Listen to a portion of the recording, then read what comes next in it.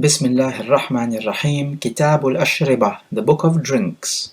And let us take the first chapter about the hurma of khamr. Let's take the first narration. Ali ibn Abi Talib reports that after the Battle of Badr, he gained some camels as the war booty. He says, the Prophet granted me another camel.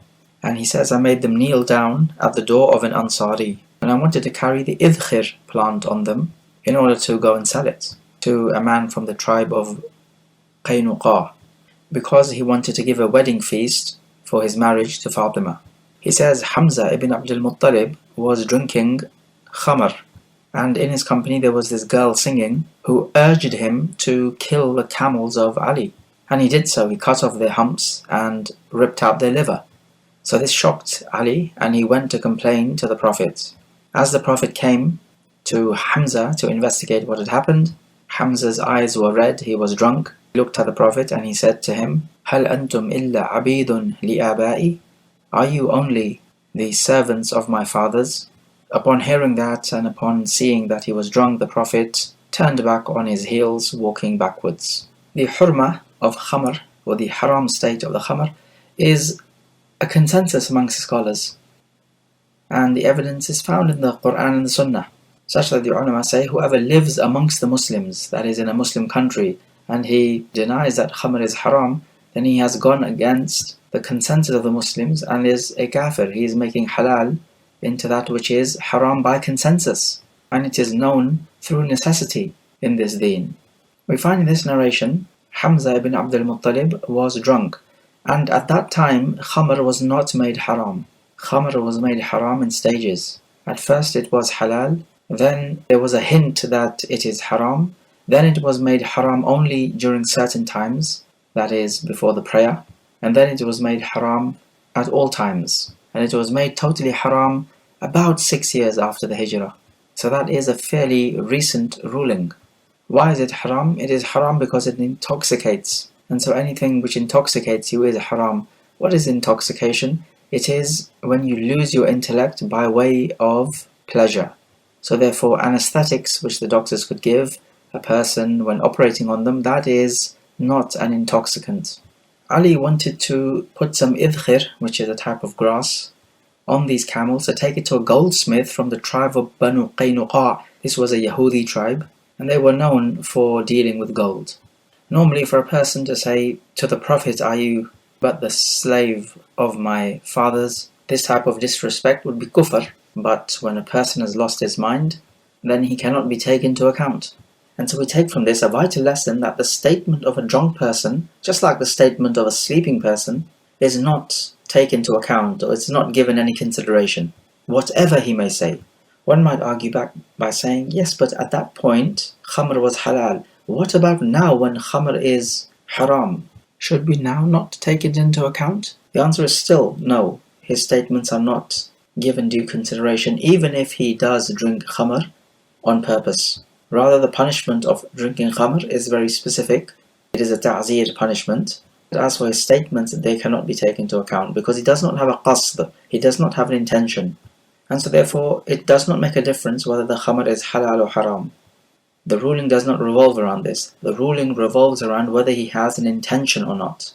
So if a drunk person says, all my wealth has gone as a waqf, or all my wives are divorced, would we hold that against him? If we did, this would lead to much damage and harm.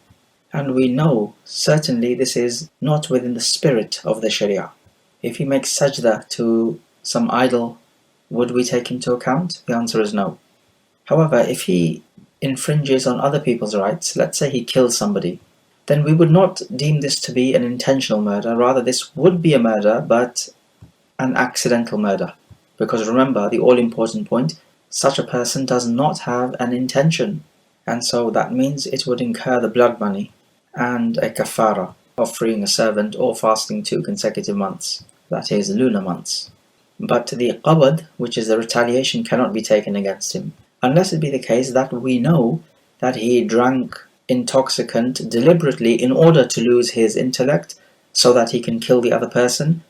So in order that retaliation cannot be established against him. If we know that to be the case, then yes, retaliation can be established against him.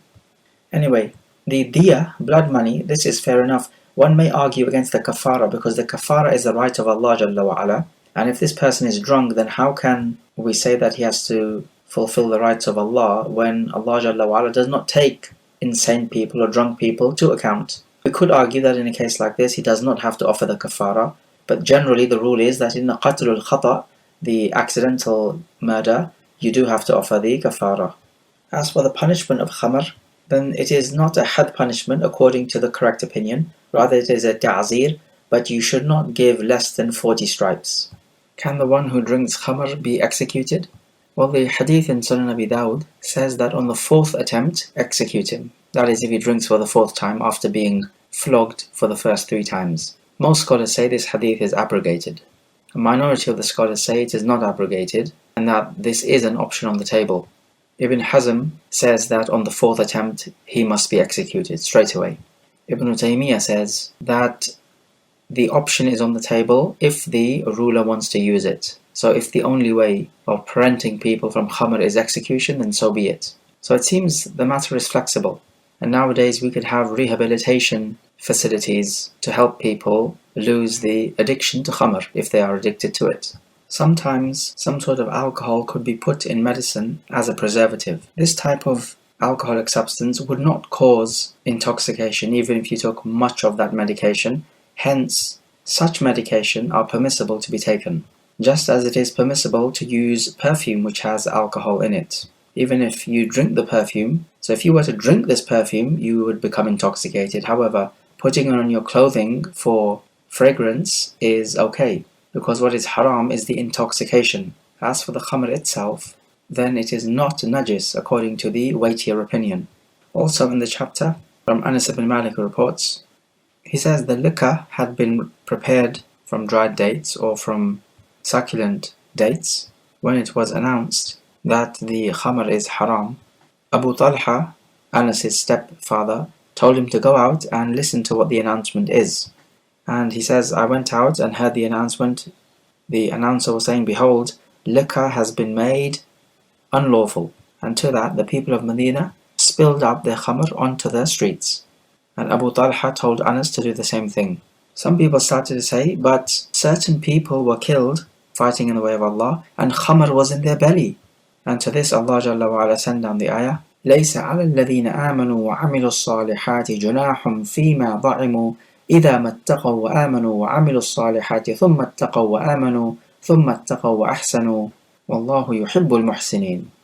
This is ayah 93 in Surah Al-Ma'idah. It informs us that those people who died, and as long as they had iman and worked righteousness, they will not be taken into account for what they ate or drank. This narration can be taken as an evidence that khamr is not najis, because if it had been najis, you would not be allowed to pour it out on the streets. Would you be allowed to pour urine out on the streets? Clearly no, because it is najis. And we find that you have to get rid of the khamr. An easy option would have been to give it to the non-Muslims as a gift, because it is halal in their deen. But as a Muslim, you're not allowed to even give it as a gift. Also, we learn from the hadith the immediate and unquestioned obedience of the Sahaba. May Allah be pleased with them all. The next chapter, about turning khamr into khal, which is vinegar. Anas reports, the Prophet was asked about turning khamr into khal, and he said, La, it is prohibited.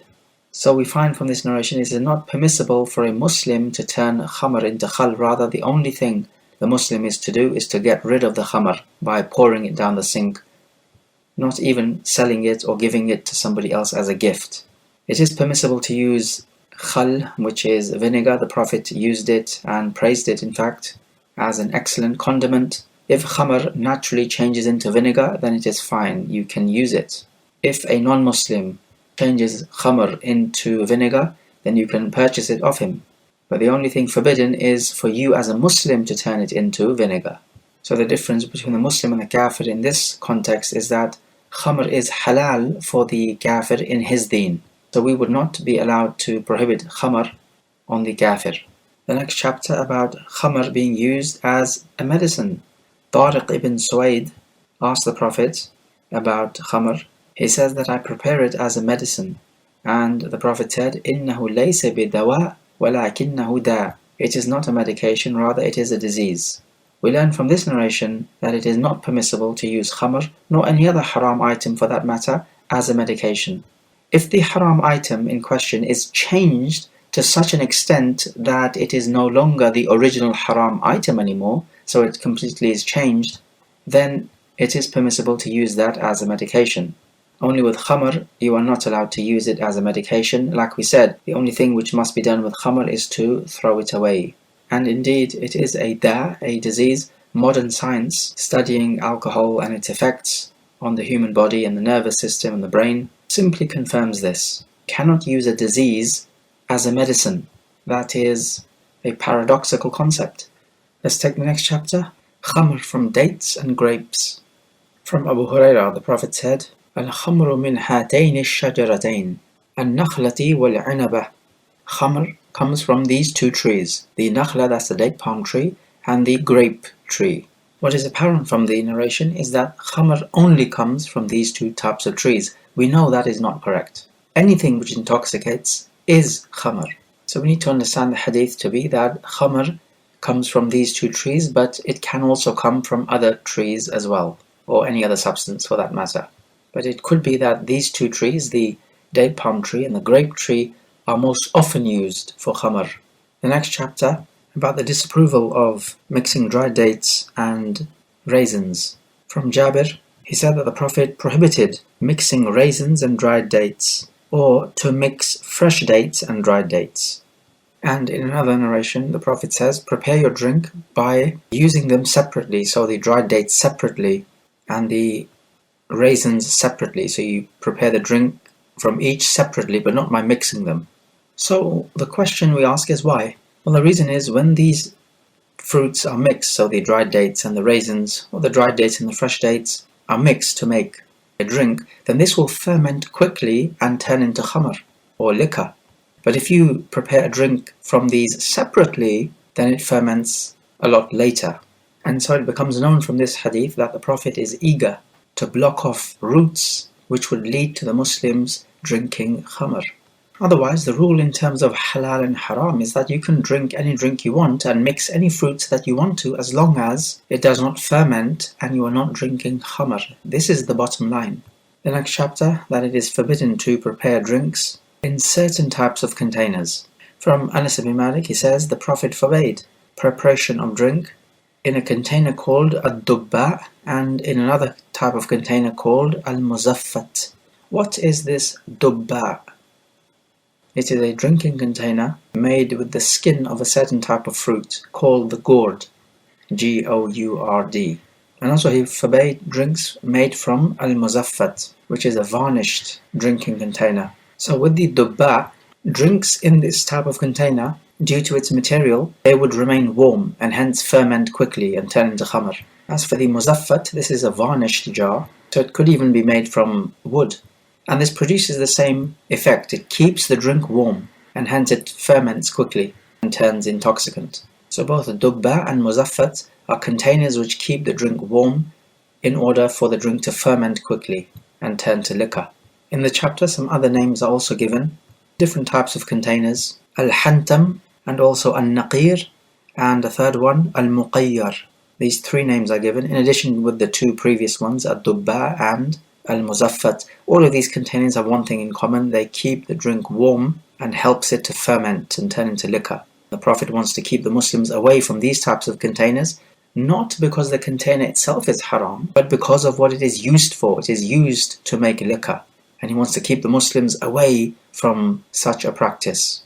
The Prophet did allow drinking from the siqa, which are the water skins made from tanned animal skins, such as the sheep or the goat, because if you make the container with these skins, the drink remains cool and it does not ferment.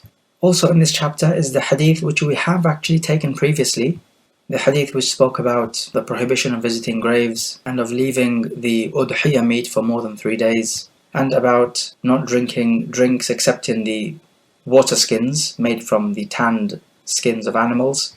Now this hadith is also repeated in this chapter, telling us that you're allowed to drink from every container, but just do not drink muskir, or an intoxicant. So the narrations in this chapter which speak about the dubba, which is the container made from a skin of a particular type of fruit, the gourd fruit, and also the muzaffat, which is a tarnished container, even if it is made of wood, and also the hantam, naqir, and muqayyar. All of these pots or containers are allowed to be drunk from, and that those narrations are abrogated. Not only are the ahkam in Islam allowed to be abrogated, but also the previous shara'i' of the previous prophets are also abrogated with this sharia of the last prophet ﷺ. Even in the deen of the Yahud, every type of food was halal for them. Then Allah Jalla wa Ala made much of the type of food haram. He says in Surah Al-An'am, وَعَلَى الَّذِينَ هَادُوا حَرَّمْنَا عَلَيْهِمْ كُلَّ ذِي ظُفُرٍ. All animals with separated toes were haram. وَمِنَ الْبَقْرِ وَالْغَنَمِ حَرَّمْنَا عَلَيْهِمْ شُحُومَهُمَا. From the cows and the sheep, their fat was made haram for them. إِلَّا مَا حَمَلَتْ ظُهُورُهُمَا. Except that which was on their backs. أو الحوايا, or in the appendix. أو ما اختلط بعظم, or that which is mixed or joined on to the bone. Then Isa a.s. came and made halal for them some of that which was made haram for them in the Sharia of Musa a.s. Let's take the next chapter. Every intoxicant is khamr, and every intoxicant is forbidden. From Aisha, the Prophet was asked about al-bit', and this is an intoxicant drink made from honey. And the Prophet simply replied, كُلُّ شَرَابٍ أَسْكَرَ فَهُوَ حَرَامٌ. Every drink which intoxicates, it is haram. Also in the chapter, the Prophet ﷺ said, كُلُّ مُسْكِرْ حَرَامٌ إِنَّ عَلَى اللَّهِ عَزَّ وَجَلَّ عَهْدًا لِمَنْ يَشْرَبُ الْمُسْكِرْ أَنْ يَسْقِيَهُ مِنْ طِينَةِ الْخَبَالِ. Every intoxicant is haram, and upon Allah is a contract that to those who drink intoxicants, He will make them drink from the طِينَةِ الْخَبَالِ. He was asked, what is this طِينَةُ الْخَبَالِ? And he replied, عَرَقُ أَهْلِ النَّارِ أو عُصَارَةُ أَهْلِ النَّارِ. It is the sweat of the people of the fire, or the juice of the people of the fire. We learn from this what is known necessarily in any Muslim society, that khamr is haram. And we also learn of this horrific punishment that the one who drinks a muskir, any intoxicant, then Allah has a contract binding upon Allah. That is, He has bound Himself to it, this contract, that He will make such people drink from the tinatul khabal, which is explained as the sweat of the people of the fire, or the juice of the people of the fire. And so your recompense is of the same type as your action. You drank something which was haram, so in Jahannam as your punishment you will drink that which will punish you. We have the next chapter which speaks of further punishment for those who drink khamr. From Ibn Umar, that the Prophet ﷺ said, مَنْ شَرِبَ الْخَمْرَ فِي الدُّنْيَا لَمْ يَشْرَبْهَا فِي الْآخِرَةِ إِلَّا أَنْ يَتُوبَ.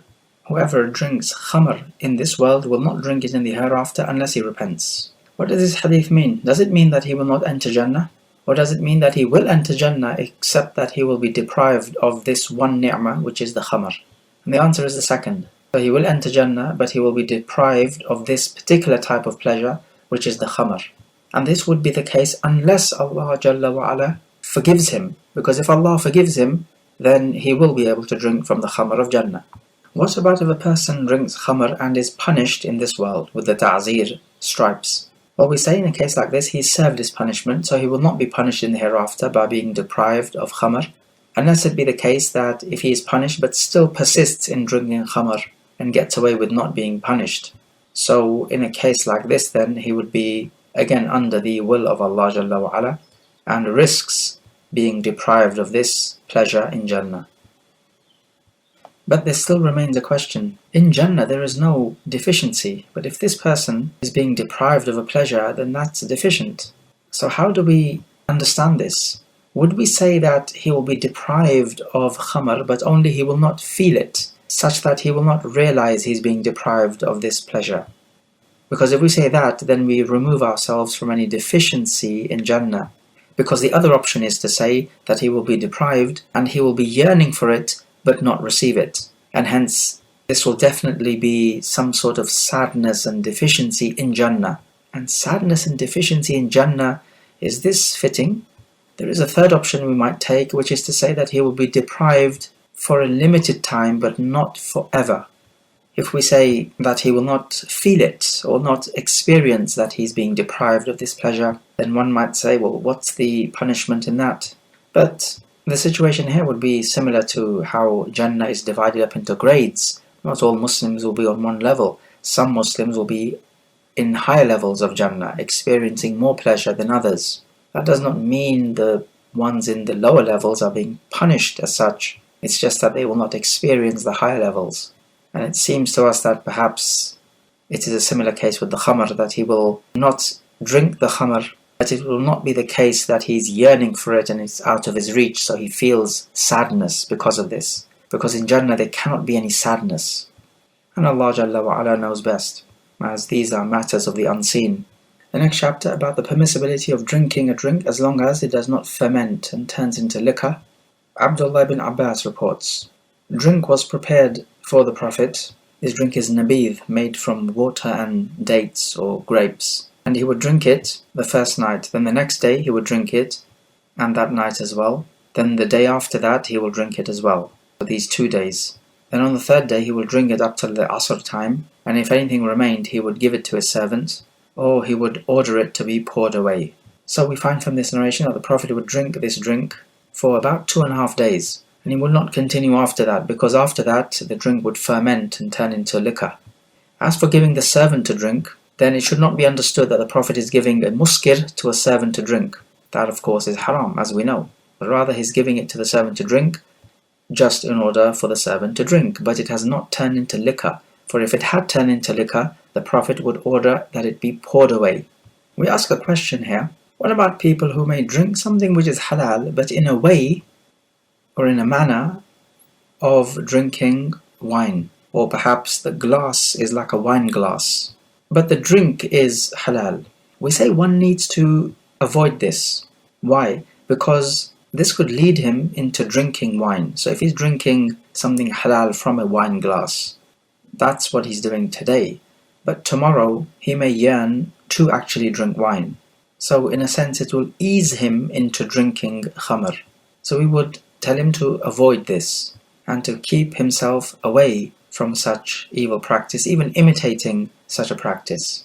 And then besides, it is imitating these people who drink khamr, and the one who imitates the people is from them, so we need to really remove ourselves from imitating them, still less actually drinking khamr. Let's move to the next chapter about the permissibility of drinking milk. Let's take the first hadith of the chapter from Abu Bakr as-Siddiq. He reports that as we went from Mecca to Medina, we passed by a shepherd, and the Prophet was feeling thirsty. So Abu Bakr says that I milked for him a small quantity of milk from the goat of the shepherd. I brought it to the Prophet and he drank it, and I was pleased. We learn from this narration that it is permissible to drink milk. Of course, we do not need any evidence that it is permissible to drink milk, because that is the asl anyway. But this evidence merely reinforces the permissibility of drinking milk. You can milk somebody else's goat for milk, with his permission of course. Similarly, if you are traveling and you come across a collection of trees which have fruits on them, and there is no particular wall around this garden, so as to indicate that it's a private garden, and there is no one looking after this garden, so as to indicate that this is owned by someone, then you can, without anyone's permission, eat from the fruits of the tree there and then, but without taking any of the fruits with you, because this is what is customary. And we have a hadith in Tirmidhi to this effect as well, where from Ibn Umar, the Prophet ﷺ said, إِذَا مَرَّ أَحَدُكُمْ بِحَائِطٍ فَلْيَأْكُلْ وَلَا يَتَّخِذْ خَبِيئَةً. If one of you passes by a collection of trees with fruits, then he may eat, but he must not take away any fruits with him, hiding it with him. We also take the good virtue of Abu Bakr as-Siddiq, that he served the Prophet, and the Prophet's happiness was his happiness. He says that the Prophet drank, and I was happy. So he was happy to serve the Prophet and to relieve the Prophet of his thirst. We also find that the Prophet is a human being, nothing more, because he was thirsty. So we do not raise the Prophet above his level. This incident took place when they were making hijrah from Mecca to Al-Madinah, and of course the Quraysh were after them. And Abu Bakr and the Prophet were on the wanted list.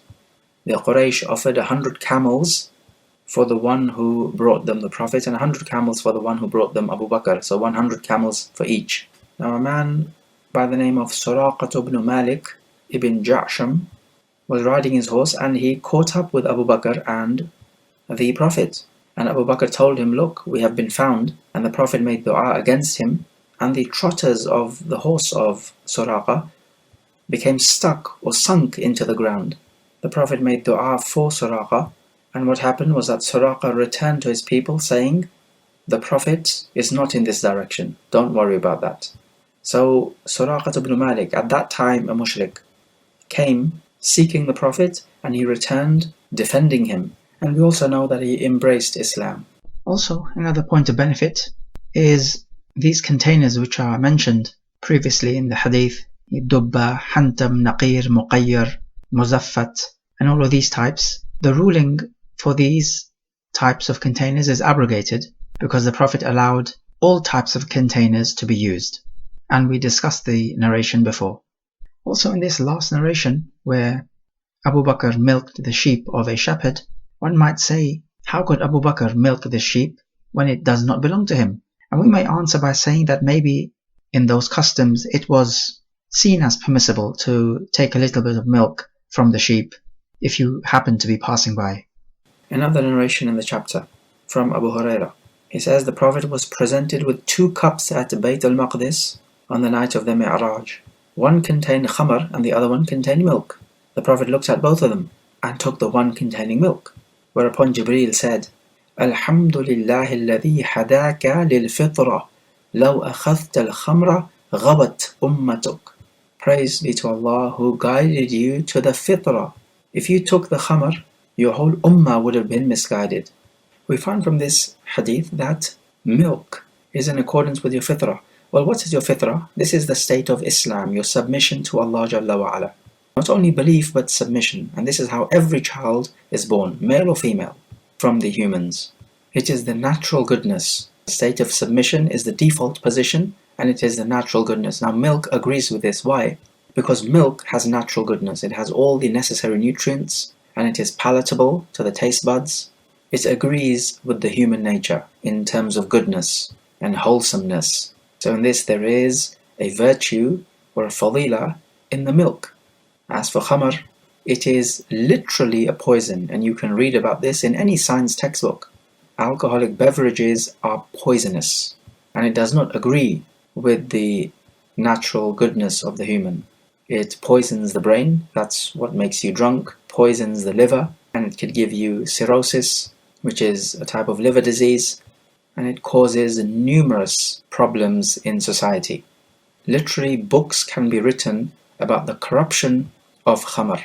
And Jibreel says that if you had chosen the khamr, your ummah would have been misguided.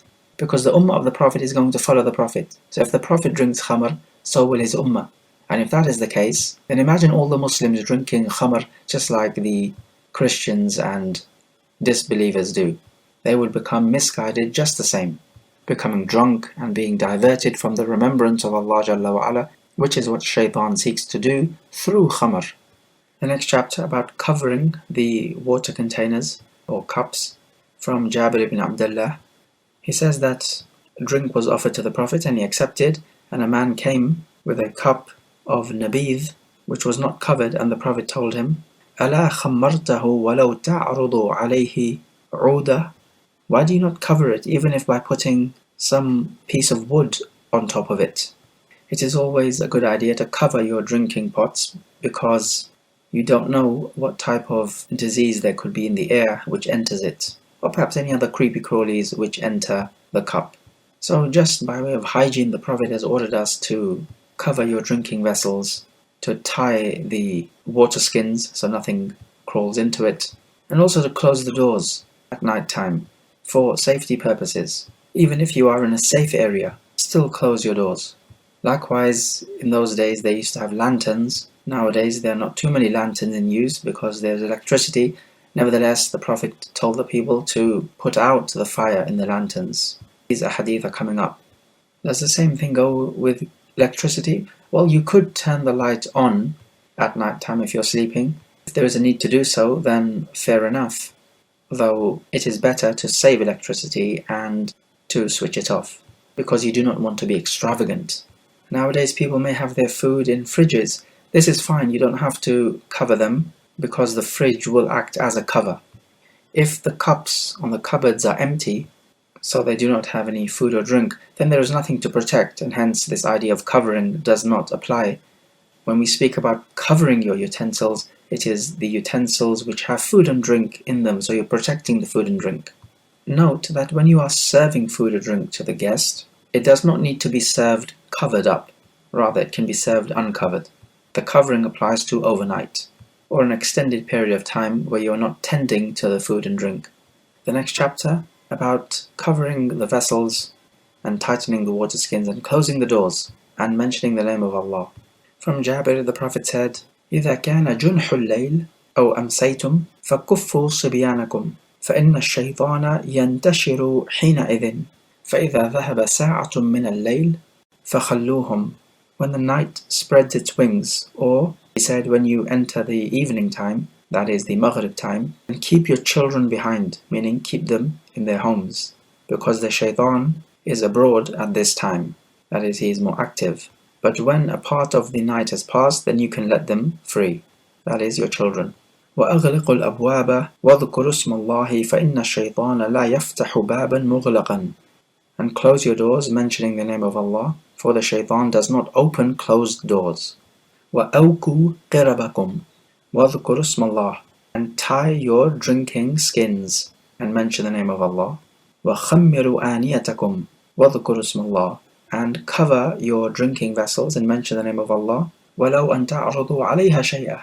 Even if you have to put something on top of it. وَأَطْفِئُوا مَصَابِحَكُمْ. And extinguish your lanterns. So in your water skins, even if you have a little bit of water, tie it up so that any insects do not crawl into it, and shaitan cannot have an effect on it either.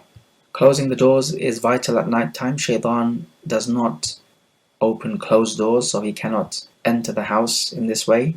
Now, closing the doors, does this mean just the front door of the house, or every door in the room of the house? Well, what is apparent is that it is every door in the room of the house, and this is what we would recommend, unless it be the case that through some need you have to open a particular door of the room, in which case we hope there is no harm in that, but the first choice is to close all the doors at night time.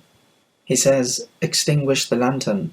In those days, there was a danger that the lantern can fall and the fire spreads during the house. Nowadays, there is electricity in most homes, hence this danger is not present anymore, but like we said, one ought not to be extravagant with electricity usage.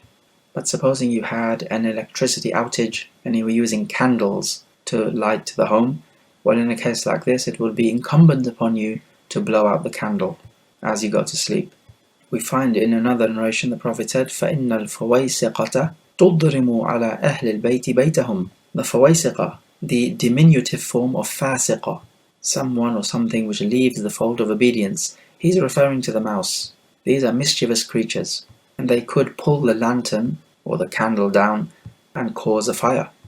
And we also find the importance of protecting the children. What about adults? Are adults not allowed to go out during the Maghrib time? Well, the hadith does not mention this, which means the adults then are allowed to go out. It's only the children that are not. So it would appear from this hadith then that the children are more likely to be targeted by the shayateen, perhaps because they are more vulnerable. We also learn that as you tie the water skin and cover the utensils and close the door, then you mention the name of Allah as well. This is the sunnah. It is also mentioned in the chapter that the Prophet said, when the sun sets, do not let your animals and children go out. So it looks like the animals are also vulnerable. Another hadith in the chapter, from Jabir ibn Abdullah, that the Prophet said, غَطُّ الْإِنَاءِ وَأَوْكُ السِّقَاءِ فَإِنَّ فِي السَّنَةِ لَيْلَةً يَنْزِلُ فِيهَا وَبَاءٌ لَا يَمُرُّ بِإِنَاءٍ لَيْسَ عَلَيْهِ غِطَاءٌ أو سقاء ليس عليه وكاء إلا نزل فيه من ذلك الوباء. Cover your drinking containers and tie your water skins, because in the year there is a night in which some disease descends, and it will not pass by any container which does not have a covering, nor any water skin which is not tied, except that some of this disease or pestilence will enter the container. So in this hadith there is another order to take your precautions, and you should be covering your food and drink every night. In another narration, Al-Layth, one of the narrators, says that the non-Arab would take this particular dangerous night to be in December. But we say that we cover the utensils during all nights, because the hadith is general, and we do not give the non-Muslim actions any consideration in these affairs. Also in the chapter, From Abu Musa, he reports that a house in Al-Madinah was burnt down during the night. This matter was reported to the Prophet, who said, إن هذه النار إنما هي عدو لكم فإذا نمتم فأطفئوها عنكم. This fire is your enemy, so when you sleep, then extinguish it. This hadith agrees with the previous one we have just taken, where the Prophet said, وَأَطْفِئُوا مَصَابِيحَكُمْ, and extinguish your lanterns. However, the Prophet tells us in this narration that the fire is your enemy. Is the fire the enemy of people? No, it is not the enemy, rather it is an ally, because you need fire to cook. However, in this particular context, it can turn against you, where it can burn your homes down. So there is much benefit for mankind from fire, but there is also much death and destruction. Same thing with water. You cannot survive without water, but then again, you can also drown in water. So this hadith just points out a common sense practice, which is to extinguish the candles or lanterns before you go to sleep, because it's simply a health and safety hazard if you have them on during the night. Let's take the next chapter about the etiquette of eating and drinking. Hudhayfah reports that we attended a dinner with the Prophet, and no one would lay our hands on the food until first the Prophet lays his hand on the food. He says a girl came rushing in, as if someone had been pursuing her. She was about to lay her hand on the food when the Prophet caught her hand. Then after that an Arabi came in, rushing, as if someone was chasing after him. And he reached for the food, where the Prophet ﷺ grabbed his hand. And the Prophet said, إِنَّ الشَّيْطَانَ يَسْتَحِلُّ الطَّعَامَ أَلَّا يُذْكَرَ اسْمُ اللَّهِ عَلَيْهِ. Shaitan considers lawful for himself that food upon which the name of Allah has not been mentioned. وَإِنَّهُ جَاءَ بِهَذِهِ الْجَارِيَةِ لِيَسْتَحِلَّ بِهَا فَأَخَذْتُ بِيَدِهَا. And Shaitan brought this young girl along so that he may make this particular food halal for himself. So I caught her hand. فَجَاءَ بِهَذَا الْأَعْرَابِي لِيَسْتَحِلَّ بِهِ فَأَخَذْتُ بِيَدِهِ. And the Shaitan brought this Arabi along so that he could make this food halal for himself, and I caught his hand. وَالَّذِي نَفْسِي بِيَدِهِ إِنَّ يَدَهُ فِي يَدِي مَعَ يَدِهَا. By the one who has my soul in his hand, Shaitan's hand was in my hand along with her hand. So we learn from this hadith some vital etiquettes of eating and drinking. And it is vital upon us to learn the etiquettes of eating and drinking, because this is an action that is performed every day. And it is part of the character of the Muslim to observe etiquettes in what he does, just like the Prophet ﷺ did. And Allah tells him, وَإِنَّكَ لَعَلَى خُلُقٍ عَظِيمٍ. You are on an exalted level of character. Look then how we find the respect of the Sahaba, that they would not start eating until the Prophet first starts to eat. Of course, the Prophet is not present with us anymore, but around a dinner table you could have senior members who are present with you, elders or perhaps people of a higher status. So can we then say that we will not start eating until that particular person of a higher status starts eating? Well, the answer is yes, an analogy can be made. Unless that special person, the VIP if you like, allows the others to eat or orders them to eat, in which case that is fine. Because if you obey his order, then you are observing etiquettes and also you are obeying the order, so it's more than simply just observing good etiquettes. Likewise, with entering the home, let the elder, the one who has more respect, enter first. Now we learn from this hadith an interesting lesson. The Prophet appears to be saying here that the Shaitan brought this young girl and the Arabi along. It's as if the Shaitan had some sort of influence over them, urged them so that they may take the food without reciting the name of Allah, so that the Shaitan can make this food halal for himself as well. So it's as if the Shaitan has some element of control over people. Certainly the Shaitan can encourage you to do certain actions. Allah Jalla wa Ala says in Surah Maryam, أَلَمْ تَرَ أَنَّا أَرْسَلْنَا الشَّيَاطِينَ عَلَى الْكَافِرِينَ تَأُزُّهُمْ أَزًّا. So what is this az that is spoken of in the ayah? That is to urge them or egg them on to do evil actions and commit kufr. If a person comes to the dinner after the people have started eating and have said Bismillah, does he have to say Bismillah, the latecomer? The answer is yes. Everyone who starts eating must individually say Bismillah. We take from the hadith that the Shaitan has a hand, because the Prophet says that the hand of the Shaitan was in my hand as I caught her hand. We may also take that the body of a kafir is not najis, because if the hand of the Shaitan was in the Prophet's hand, and the shaitan is the worst of the kafirin, and hence he would be the worst of those who are najis in his actions and beliefs, but still the Prophet did not wash his hand. And if the shaitan's hand had been najis, then the Prophet would need to wash it.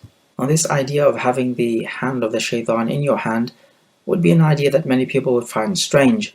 So notice here how the Prophet takes an oath. He says, by the one who has my soul in his hand, the shaitan's hand was in my hand as I caught her hand. So if you're going to say something which the people would find strange and you are truthful, then there is no problem in taking an oath to further emphasize this matter. We find from this narration that saying Bismillah deprives the shaitan of sharing the food with you. How does the shaitan then eat your food?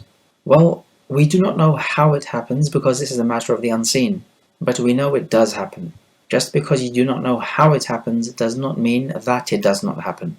Another hadith in the chapter, from Jabir ibn Abdullah, the Prophet said, إِذَا دَخَلَ الرَّجُلُ بَيْتَهُ فَذَكَرَ اللَّهِ عِنْدَ دُخُولِهِ وَعِنْدَ طَعَامِهِ قَالَ الشَّيْطَانُ لَا مَبِيتَ لَكُمْ وَلَا عَشَاء وَإِذَا دَخَلَ فَلَمْ يَذْكُرِ اللَّهَ عِنْدَ دُخُولِهِ قَالَ الشَّيْطَانُ أَدْرَكْتُمُ الْمَبِيتَ وَإِذَا لَمْ يَذْكُرِ اللَّهَ عِنْدَ طَعَامِهِ قَالَ أَدْرَكْتُمُ الْمَبِيتَ وَالْعَشَاء. When a man enters his home and he mentions Allah, as he enters and also as he eats his food, Shaitan says to his fellow shayateen, you have no place to stay and you have no evening meal. But when the man enters his home and does not remember Allah when entering, Shaitan says, you people have found a place to stay. And when he does not mention Allah at the time of eating, the shaitan says, you have found a place to stay and you have found your evening meal. The minimum when you enter the home is to say Bismillah. Otherwise, there is a dua as well for entering the home, which you can find in dua books. But the minimum is just to mention the name of Allah. And likewise with eating, the minimum is to say Bismillah. If you say Bismillah ar-Rahman ar-Rahim, this is fine because the food is from the rahmah of Allah Jalla wa Ala. When you slaughter the animal for meat, however, to say Bismillah, if you say Bismillah Wallahu Akbar, this is also good. The Prophet did so. But the ulama say it is not appropriate to say Bismillah ar-Rahman ar-Rahim with the rahmah of Allah because you are killing something. So the name is not appropriate for the occasion. We learn from the hadith that as you enter the home and you make mention of the name of Allah, then this deprives the shaitan from entering. Just like it deprives the shaitan from sharing your food if you make mention the name of Allah. But if the shaitan does not enter your home, what about those ahadith which talk about the shaitan spending the night on your nose? So that's why you should make istinthar 3 times when you wake up. That is, to put water in your nose and blow it out. What about the hadith which talks about the shaitan making 3 knots on the back of your head, the nape? Is this a contradiction? How do we reconcile this? Well, we say, yes, those events certainly happen. As far as this hadith is concerned, it will keep out certain types of shayateen, but not every type of shaitan. It's a bit like saying that angels do not enter a house in which there is a bell or a dog, as the hadith teaches us. But does that mean if you have a dog or a bell in your home, you will never die because the angel of death will never come to take your soul? The answer is no. The angel of death will enter a home even if there is a dog or a bell. But what the hadith is speaking about are specific types of angels. And so it's a similar type of situation with these ahadith speaking of the shayateen as well. Also in the chapter, from Jabir, the Prophet said, لا تأكلوا بالشمال فإن الشيطان يأكل بالشمال. Do not eat with the left because the shaitan eats with the left. Is this prohibition denoting obligation or recommendation? Well, it is by way of obligation because in eating and drinking with the left hand you are imitating the shaitan. And it is haram to imitate the kuffar, and the shaitan is the worst of the kafirin. Also in the chapter, from Nafi', he reports that the Prophet said, وَلَا يَأْخُذُ بِهَا وَلَا يُعْطِي بِهَا. Do not take with it and do not give with it. That is to say, do not take or give with the left. And many people may not take this matter seriously. They may take and give with the left hand. And this is, at the minimum, makruh, and opposes the good etiquettes of the Sharia. Also in the chapter, from Salama ibn al-Aqwa, a man was eating with the left hand in front of the Prophet, and the Prophet told him, Kul bi yaminik, eat with your right hand. And the man said, La astati', I am unable to. And the Prophet said to him, La stata'ta, may you not be able to. And the narrator says, only arrogance prevented the man from obeying the Prophet. And the narrator said that the man's hand became paralyzed such that he was unable to lift this right hand of his up to his mouth. Again, we find from the narration the obligation of eating with the right hand. This man disobeyed the order of the Prophet. Some have said because he was a munafiq, but disobeying the Prophet does not make you a munafiq. And there are other scholars who have said that he was a sahabi, not a munafiq, but he was punished for his arrogance. We find in this hadith the Prophet makes a dua against this person who disobeys the ahkam of the sharia without a valid excuse. And also we find the obligation of enjoining the good and forbidding the evil. So the one who is eating with the left hand, it is your job to remind them to eat with the right. Also from Umar ibn Abi Salama, he says, I was on the lap of the Prophet and my hand was moving all over the food plate. And the Prophet said, Ya ghulam, Sammillah, wa kul bi yaminik, wa kul mimma yalik. O boy, make mention of the name of Allah, eat with your right hand and eat with that which is nearest to you. Umar ibn Abi Salama is the son of Salama, who was the wife of the Prophet. She married him after her husband, Abu Salama, passed away. Eating with the right and making mention of Allah is always done. However, eating from that which is nearest to you only applies when you are sharing a plate of food. Otherwise, if you have a plate of food all in front of you and you're not sharing with anyone, then the whole plate really is that which is nearest to you. Even if you are sharing with others, and there is a type of food which you want which is not closest to you, it is closest to somebody else, then you are allowed to take it. So there is an exception even then. It is reported in the Sahihain, for example, that the Prophet on the dinner plate would seek out the dubba, which is the pumpkin.